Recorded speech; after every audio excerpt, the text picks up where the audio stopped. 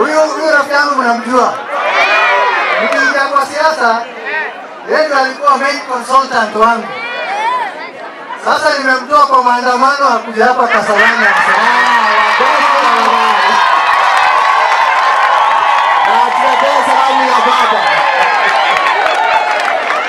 Asante sana mheshimiwa. God is good all the time. All the time. God is good. Niko na advice kwa wanafunzi wetu. Nataka niongeleshe wazazi wetu na nataka niongeleshe walimu wetu. Hiyo ni sawa? Sasa nitaanza na wanafunzi wetu ambao wako hapa. Wanafunzi wanafunzi mme. Asanteni sana. So to our children, to our school kids, I want to take this opportunity to give you a word of advice because of education. We say that education is the key to success, and education unlocks all the doors. It is through education that I'm here as Babu Owino. It is through education that Mheshimiwa Karauri is here as a captain and a member of parliament.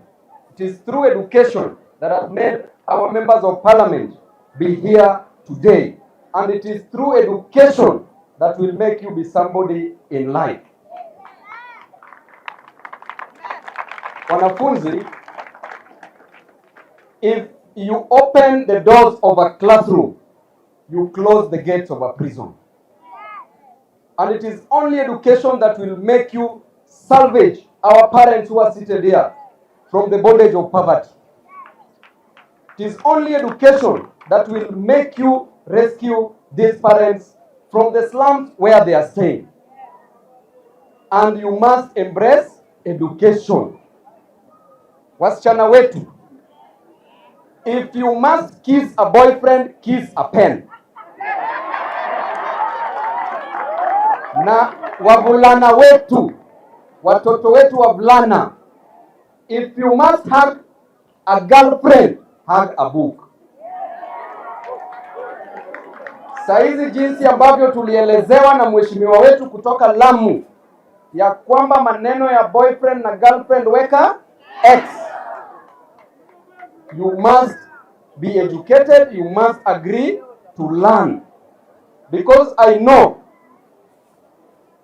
that the future belongs to those who prepare for it today. And education is the passport to that future. Mimi kama babu nilikuwa nimelelewa huko katika slums, huko Kisumu. Na mama alikuwa anauza chang'aa. Wewe umelelewa Nairobi. Kwa hivyo you can be better than Babu Owino. Maneno ya school fee mkimaliza primary, muende secondary, maneno ya school fee wachia mheshimiwa hapa na mheshimiwa mimi pamoja na wazazi wenu. Nyinyi mshughulike na mambo ya kalamu na kitabu. Kwa sababu nikiwaangalia wanafunzi, ninaona walimu hapa. Nikiwaangalia naona mainjinia hapa. Nikiwaangalia naona madaktari hapa. Amen.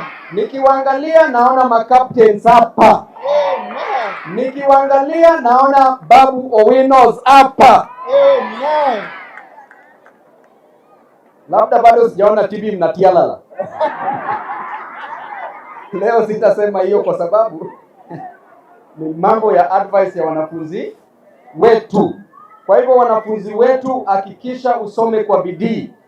Kama kuna ile subject inakuletea shida katika darasani, hakikisha ukuwe rafiki wa mwalimu. Enda kwa mwalimu, usiogope. Hakuna mtu yeyote aliyezaliwa kama anajua chochote hapa nchini. Usiwe shy. Don't be shy because everybody wants to know. The reason why you are in a school is because you want to know. You want to gain knowledge.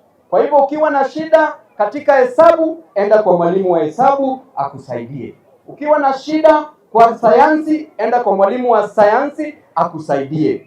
Hata kama ni Kiswahili ama Kiingereza, enda kwa hao walimu, muwe rafiki wao. Na la pili, pia kuwa rafiki ya yule mwanafunzi ambaye uko naye katika darasani ambaye anajua hiyo subject. Hiyo ni sawa?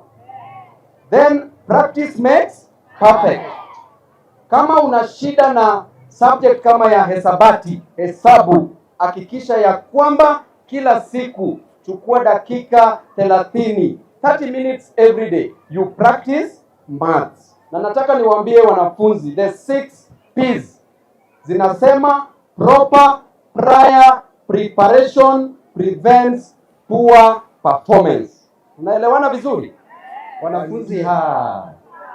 Wanafunzi asanteni sana. Sasa jambo lingine, na wanafunzi, advice la mwisho kwenyu. The Bible says in Exodus 20:12 that honor your father and your mother so that your days may be longer on earth, so that your ways may go smooth. It is a commandment with a promise that you must honor your father and your mother. The next advice inaenda kwa wazazi wetu. Wazazi wamama wazee tibim. Sasa niko kwenyu na tibim na tialala. Sasa to our parents. The Bible says in Proverbs 22:6 that teach a child in the ways that he should go, so that when the child grows older, the child will not depart from those ways that you taught the child.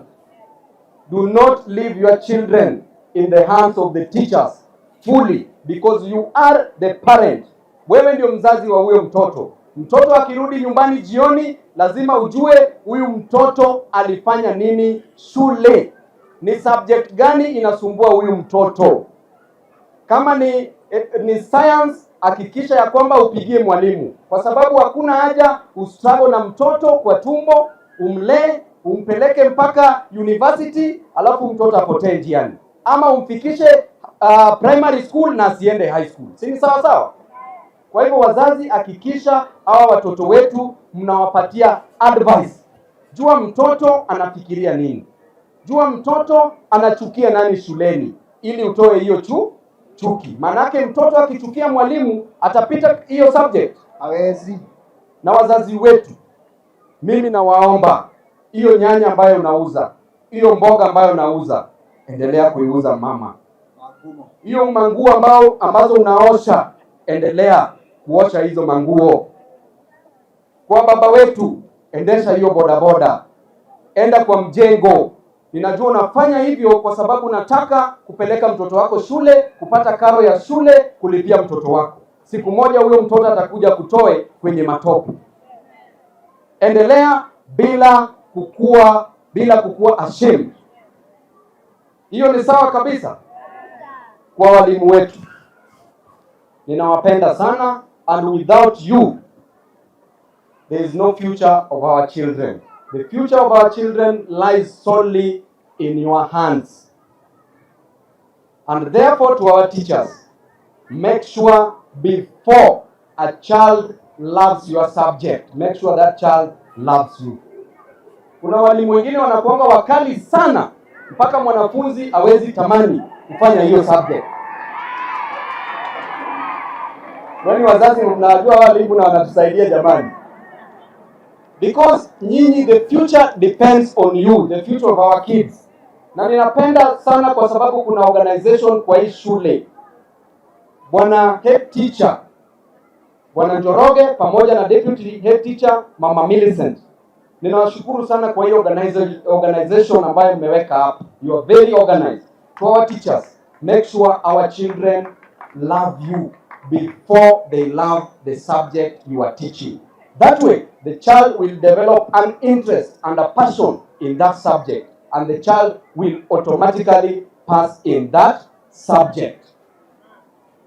Mimi naona sasa ninamalizia hapo, lakini nawashukuru sana kwa kazi nzuri ambayo mnafanya kama walimu wetu. Mimi ni mmoja wenyu, siku moja nitakuja hapa chini ya maji nifundishe watoto kidogo. I know pia tunaweza wa motivate.